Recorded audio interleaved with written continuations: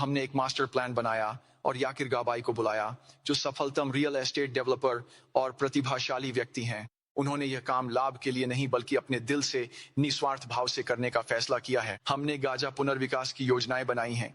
Gaza अत्यंत संभावनापूर्ण है और इसे विभिन्न जोन में विकसित किया गया है। शुरू में हमारा विचार था एक फ्री जोन बनाएं और एक हमास जोन। फिर हमने कहा बड़ी सफलता की योजना बनाते हैं।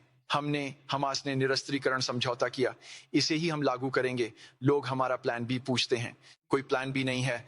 हमने समझौता किया है और हम सब इसे सफल करने को प्रतिबद्ध हैं। एक मास्टर प्लान है, हम इसे चरणों में करेंगे। मध्य पूर्व में वे ऐसे शहर जहां लाखों लोग रहते हैं 3 साल में बना लेते हैं, और इसलिए अगर हम इसे संभव बनाएं तो ऐसी चीजें करना बिल्कुल संभव है। हम रफा से शुरू करेंगे। ये बहुत सारे वर्कफोर्स हाउसिंग को दिखाएगा। हमें लगता है कि ये 2-3 साल में किया जा सकता है। हमने पहले ही मलबा हटाना और कुछ ध्वस्तीकरण का काम शुरू कर दिया है, और फिर नया गराजा। यह एक नई उम्मीद और मंजिल बन सकता है जहां कई उद्योग लग सकते हैं और लोग समृद्ध होकर बेहतरीन रोजगार पा सकते हैं। एक बार शुरू होने पर यहां पूर्ण रोजगार और समान अवसर होने चाहिए। हमारे आंकड़ों के अनुसार यह वास्तव में गाजा के लोगों को अपने सपनों को जीने का मौका देता है। लेकिन यह सब सुरक्षा से शुरू होता है और यह सब शासन से शुरू होता है। अंत में शांति बोर्ड वैश्विक सर्वोत्तम प्रथाओं का अध्ययन कर रहा है, जैसे शिक्षा और स्वास्थ्य में कौन सर्वश्रेष्ठ है। यह कोई गुप्त बौद्धिक संपदा नहीं है। शांति बोर्ड इसे सार्वजनिक करेगा ताकि सभी देश इन प्रथाओं को अपनाने के लिए प्रोत्साहित हों।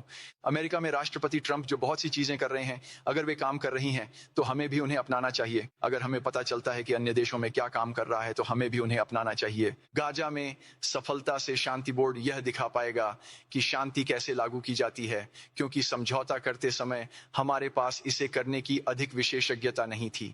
तो जब हम इस प्रणाली को बना रहे हैं, उम्मीद है कि हम इन सीखों को दस्तावेज कर सकते हैं और भविष्य में जो भी इन्हें इस्तेमाल करना चाहे उनके लिए उपलब्ध करा सकते हैं। तो निरस्त्रीकरण यह कुछ ऐसा है जिसे हम अब शुरू कर रहे हैं, क्योंकि गाजा में अब एक नई सरकार है।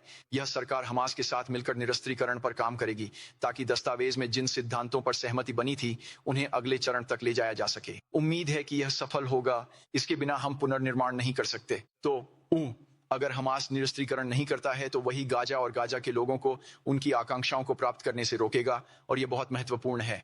तो अगले 100 दिनों में हम पूरी तरह से ध्यान केंद्रित करके यह सुनिश्चित करने में लगे रहेंगे कि इसे लागू किया जाए। हम मानवीय सहायता, मानवीय आश्रय पर ध्यान केंद्रित करना जारी रखते हैं, लेकिन साथ ही आगे बढ़ने के लिए परिस्थितियां भी बना रहे हैं। तो धन्यवाद। अंत में ये सब टीम वर्क और राष्ट्रपति ट्रंप के नेतृत्व से संभव हुआ। कई लोगों ने पूछा है कि वे कैसे मदद कर सकते हैं, और सभी देशों ने बहुत उदारता दिखाई है। हम पहली कॉन्फ्रेंस करने जा रहे हैं जिसमें हम कई योगदानों की घोषणा करेंगे, जो कुछ हफ्तों में वॉशिंगटन में होगी। निजी क्षेत्र से वहां अद्भुत निवेश के अवसर होंगे। निवेश जोखिम भरा है, पर हमें आपके विश्वास और सहयोग की जरूरत है। अंत में मैं मीडिया से कहूंगा कि यह समझौता इजराइल, तुर्की, कतर, सऊदी और मिस्र के साथ मिलकर काम करने से ही संभव हो पाया है। सबने साथ दिया। हमने यूएई के साथ भी काम किया। हम सब ने मिलकर इसे संभव बनाया। लोग इजराइल, तुर्की या कतर की आलोचना कर तनाव बढ़ा रहे हैं। 30 दिन शांत रहें, युद्ध खत्म लग रहा है, आइए मिलकर काम करें। हमारा लक्ष्य यहाँ इजराइल और फिलिस्तीनी लोगों के बीच शांति है। हर कोई शांतिपूर्वक जीना चाहता है, हर कोई गरिमा के साथ जीना चाहता है। आइए अपना प्रयास उन लोगों को बढ़ावा देने में लगाए जो इसे बनाने के लिए काम कर रहे हैं, जैसे अली और उनकी समिति। आइए सकारात्मक कहानियों पर ध्यान दें और बस शांत रहें, एक नया अध्याय शुरू करें। और अगर हम मानते हैं कि शांति संभव है, तो शांति सच में संभव हो सकती है। तो हम हर दिन काम करना जारी रखेंगे। आपकी मदद चाहिए। राष्ट्रपति ट्रंप को उनके नेतृत्व के लिए धन्यवाद देता हूं।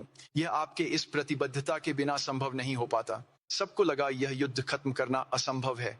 आपने हार नहीं मानी और रुकना नहीं छोड़ा। हर असफलता पर आपने हमें और प्रयास करने के नए विचार दिए। हमने अकेले गाजा में कई असंभव काम किए हैं और कोई कारण नहीं कि हम आगे और भी न कर सकें। तो वास्तव में आपके शानदार नेतृत्व के लिए बहुत बहुत धन्यवाद।